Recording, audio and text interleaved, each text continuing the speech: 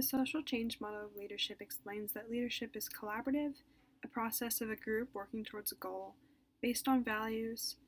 Everyone can be a leader, and leadership is overall about change. These are just 5 examples out of hundreds of environmental and ecological problems we have in today's society. If we continue to do things the way we do them currently, our environment is extremely threatened. So how can we save what little we have left? This is where environmental leaders emerge. They use the social model of leadership to ignite their cause and have others join. An example of one of these emerging environmental leaders includes the organization I worked with, Sonora Environmental Research Institute, Inc. They use the social change model of leadership, and they use this through the thematic lens of ecology and the environment. SERI is committed to providing knowledge and resources to underprivileged communities. It's an organization with a common purpose, and they practice citizenship by taking action to help save the Tucson environment. So who is SERI? They're a community-based, nonprofit, tax-exempt organization. They were created in 1994 as a community participatory research institute dedicated to providing unbiased research to disadvantaged and marginalized communities to solve their environmental challenges. Over 20 years, they have partnered with neighborhoods that are under economic, environmental, and health stress, and they help these neighborhoods determine the risks to which the residents are exposed to, and they help take actions to reduce those risks.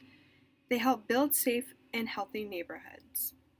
The mission of the Sonora Environmental Research Institute, Inc. is to partner with low-income and minority communities throughout the Southwest to protect the environment and improve community health.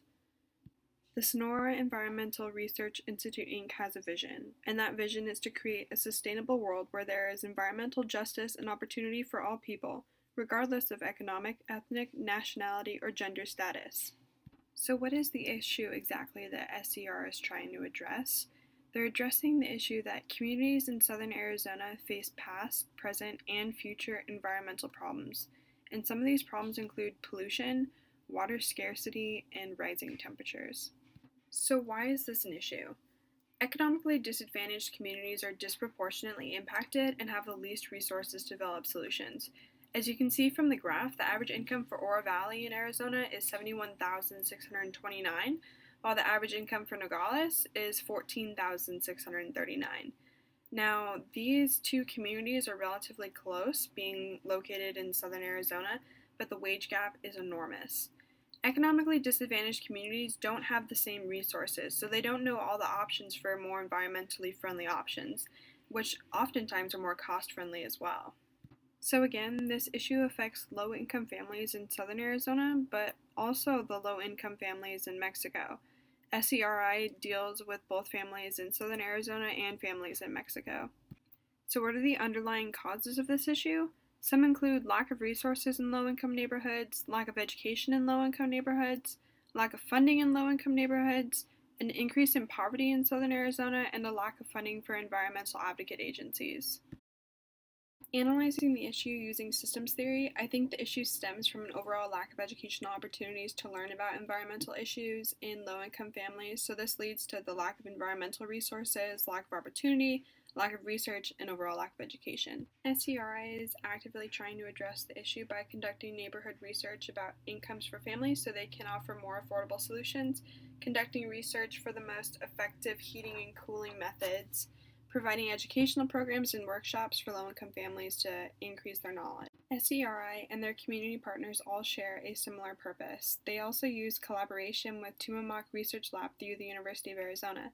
SERI is committed to making the world a better and safer place, and all members of the organization practice citizenship and congruence of self by reflecting on their actions and how to improve them. I engaged with my organization with a 2-hour one-on-one with the president of SERI, Anne-Marie Wolf, and during the interview we talked about rainwater harvesting loans and models for solar energy. We also talked about ways to reduce the energy burden on low-income families and starting a whole healthy homes program.